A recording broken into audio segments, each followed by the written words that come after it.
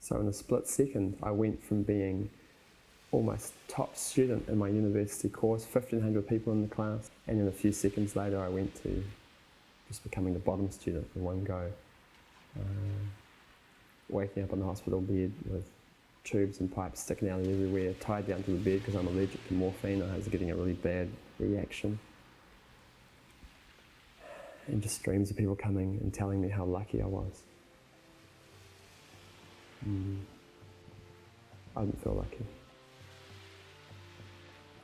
So I just accept now that my life started 20 years ago, and those are the memories I've got. And it's like I can remember, it's like reincarnation. I can remember a little bit from my past life, but not much. I can remember things from this life. In my past life I used to look kind of like I do now. Oh, actually, no, not really. I used to look different before my accident. It seems that because my personality changed as well, then my appearance took on my new personality. Like, yeah, just like people who are grumpy, they look a certain way, and people who are happy look a certain way, and people who are just crazy look a certain way. And people who are like me look a certain way. I don't know, just somehow then, at first I was in anxiety about it, but then I just think, oh, it doesn't matter. So I can't try and be the me I used to be, because I don't know what that was like.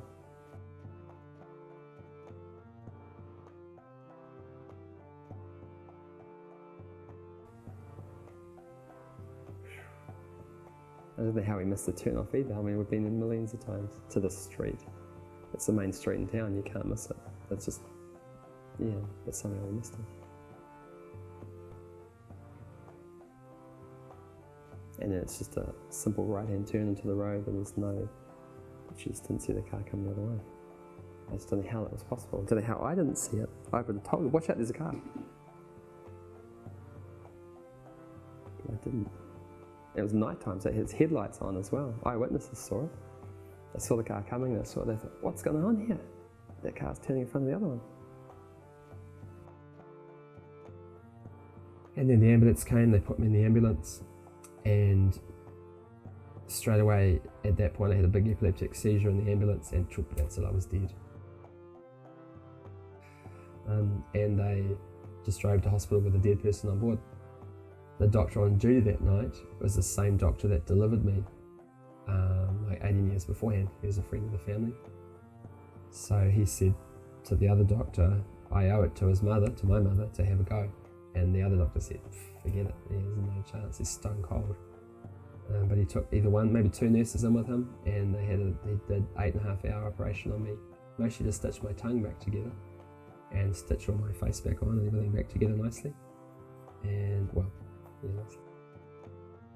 I guess the most traumatic part for me was the fact that all of my relationships, my interactions with my friends and family, everything was changed forever, because I just woke up came out of a coma, and I was a completely different person. And my memory of all those relationships was gone. My ability to deal in those relationships was gone, changed.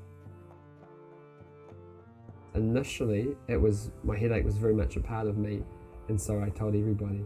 But now there'll be a lot of people now who don't know I've got a headache. And even when they suddenly say, oh, I've got a bit of a headache, it used to be cute for me to jump in and say, you don't know anything about headaches, now I've got a horrendous headache.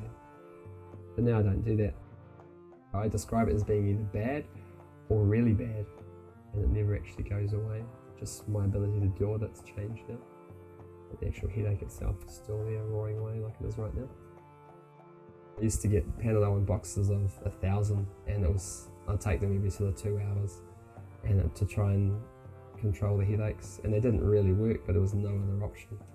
And the only thing I really got from taking so many Panadol was actually scarring in my esophagus, and which caused the hiatus hernia, and so there's more suffering. I'm embarrassed to talk about that. It's one thing I'm embarrassed to talk about, trying to commit suicide, because it seems to me now like a cheap way out. And especially as the ways I tried was there's no way they could not work. But then they didn't work, so it's even more embarrassing. But I did remember when I was in hospital, a guy next to me died, and he was screaming out just at the time of his death. And one of the other hospital staff came up to me after that had happened and said to me, whatever you do, don't give up. That was his advice. And I thought, yeah, I don't want to give up now. There must be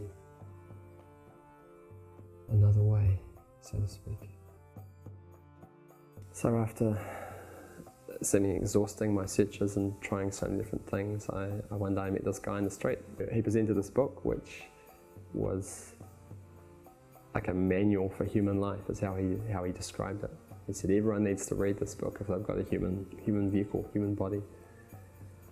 And so I started reading it straight away, and it was teaching.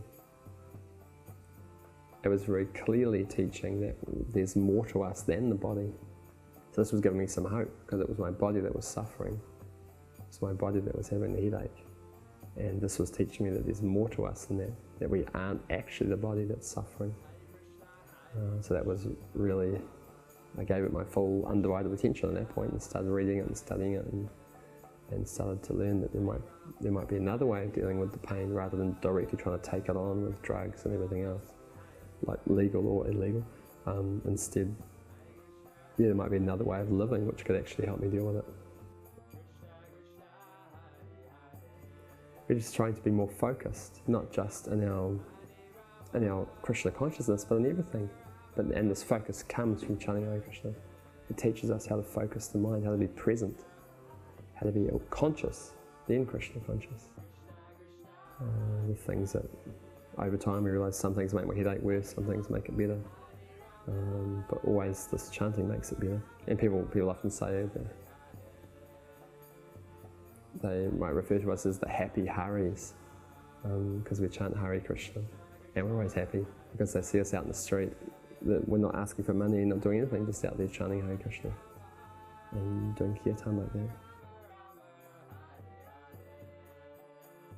We're not anti-Western medicine, and we're not anti-doctors or anything. Like, we have operations. I just had an operation on my knee a year ago, and that was the standard, put me out under full anaesthetic type of operation. So yeah, we use whatever's going to help us remain healthy and strong and keep doing activities.